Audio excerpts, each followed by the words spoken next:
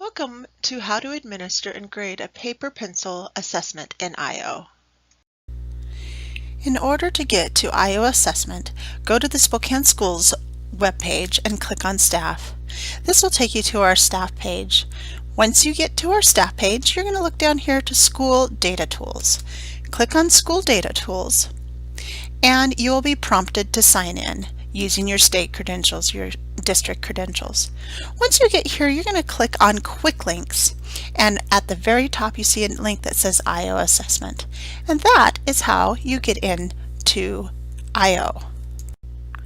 There are two ways that you can select printing test materials. One is that if you have the tile, to select it here. Secondly, you can click Testing and move down to where it says Print Test Materials, and this will take you to printing your test materials. There are several ways you can find the test in which you are interested in printing test materials for. Maybe the quickest way is to enter the test ID number if you have it. In this instance, the test number is 210825. Simply click Search and your test will come right up.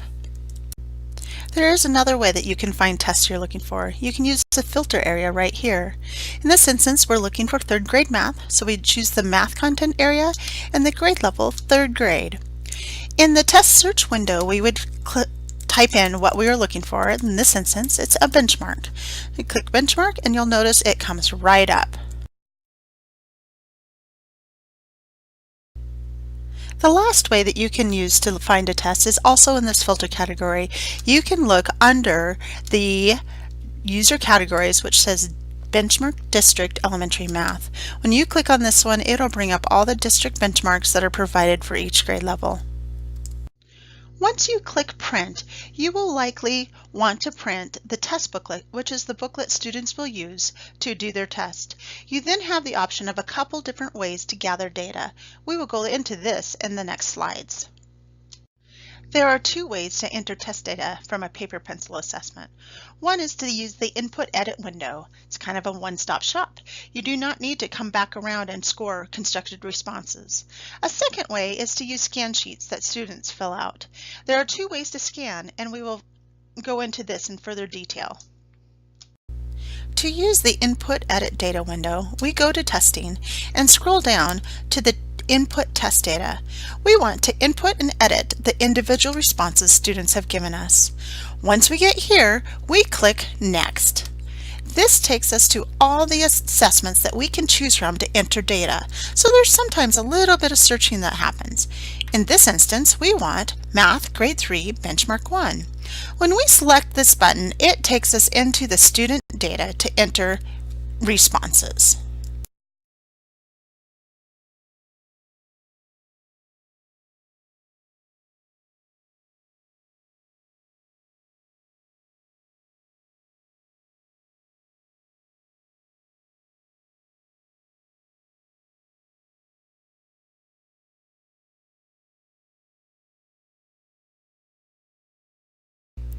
This clip will show you how to print scan sheets.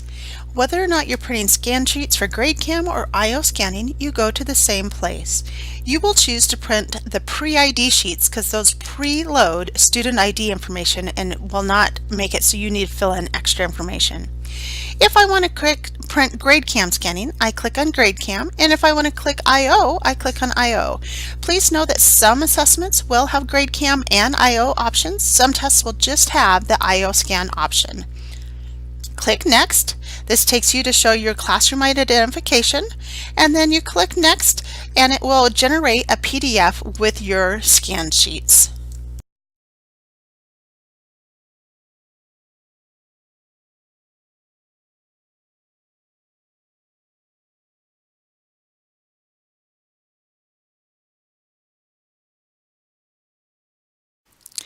Here are some quick, simple directions to scan Scantrons with GradeCam.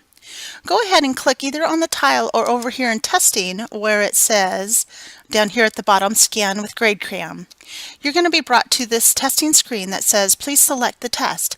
Again, there's multiple ways. One of the quickest ways is to choose the category and go to District benchmark assessments, either in ELA or math. Here's the one that I want to scan. So I'm going to click on this scan, and it's going to ask me to allow my camera, and at that point I can start scanning. All right, so here's the scan sheets. So I'm going to take the scan sheets over to the copy machine, put those in the copy machine like so. On my copy machine, there we go. On this copy machine I have to sign in. If you do, go ahead. If you don't worry about that. I got these three buttons. I'm going to click scan and send. Over here on the right hand side, I'm going to double check a couple things and make sure this one here is PDF. Okay. Now, if it shouldn't default, but if you have two-sided default, it'll be highlighted. So that's how you know that that's not on there. The other thing we're going to need to do is go over here to New Destination, and we're going to click Email, and you're going to enter the email address. So enter mine, and click OK. Click OK again, and then you're just going to click OK, and we're going to hit the green button.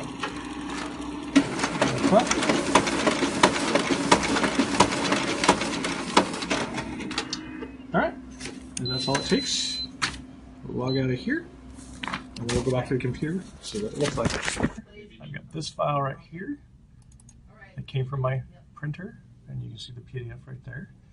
So what I'm going to do is I'm going to take and drag that file to my desktop.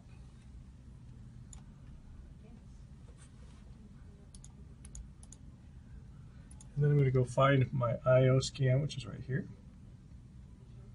Double click on that. Whoops, make sure I check the box.